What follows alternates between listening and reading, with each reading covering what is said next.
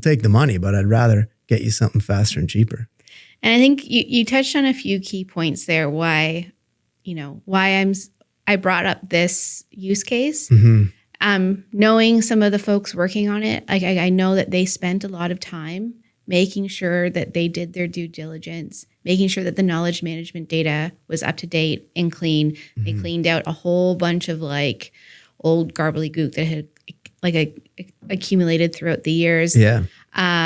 They worked with their central governance team, followed architecture best practices. You mentioned RAG, which is retrieval-augmented generation, which is what a lot of the banks are doing to help find that balance between sort of security and using these commercial LLMs. So you can keep me honest here because I am not a technologist, but it's essentially with the banks managing their own search layer so that they're only pulling the appropriate documents. They're not giving the LLM model or the LLM access to all of their documents. Correct. They only pull what's appropriate, send it to the model, who then feeds back the response all through secure APIs. So I feel like in the example I use, they're doing sort of all of the things that we're recommending to make sure the data is clean, to make sure that they're doing it within the best practices outlined by their governance teams.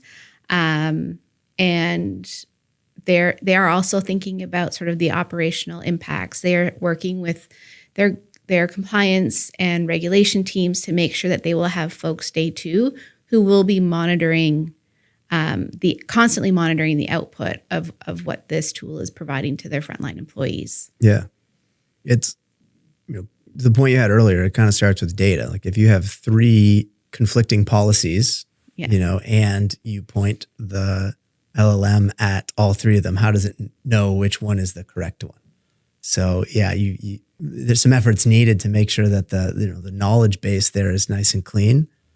And then you make a good point here too. So there's, I'm focused on getting stuff to market, but then we got to keep it working properly. Yeah. And so how do we use, governance monitoring to make sure that this tool is continuing to provide the right answers? It's not, hallucinating, dithering, creating its own policies and then believing it for the next time.